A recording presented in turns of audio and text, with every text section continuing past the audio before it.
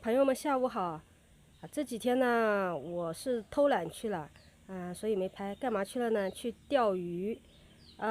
前天去钓了，7、8个小时。去的时候呢是没有下雨，但是那个中途就下雨了嘛，然后衣服全部打湿了，也没钓上一条，因为那条河里面比较有挑战性，一条都钓不到。然后呢，有一件非常有意义的事情，就是去钓鱼的时候还可以认识很多鱼友，他们都挺热情的。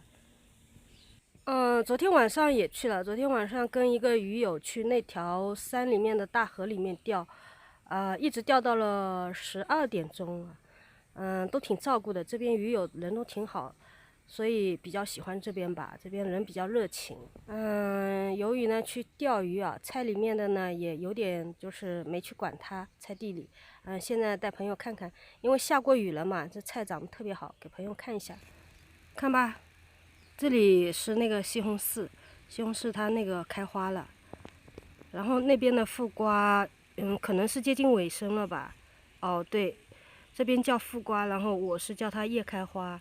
然后那个黄瓜呢，就是我前面一段时间在挖那个革命草，可能把它挖到根了，就不活了，有点死了。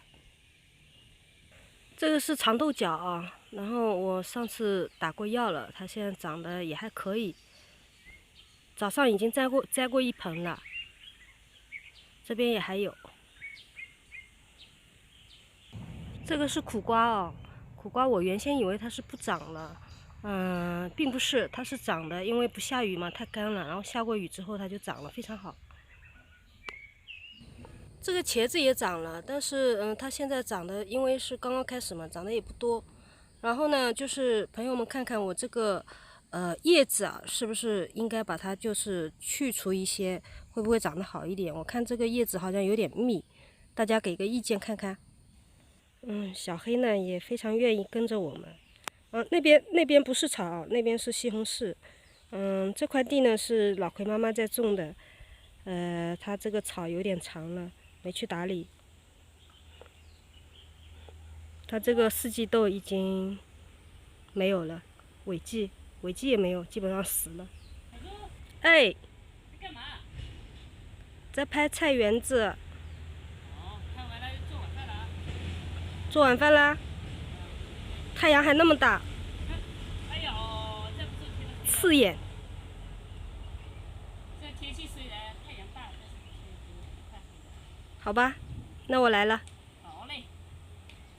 好了，朋友们，朵姐在叫了，那我得去工作去。明天吧，明天争取多拍一点，时间长一点。好了，那明天见。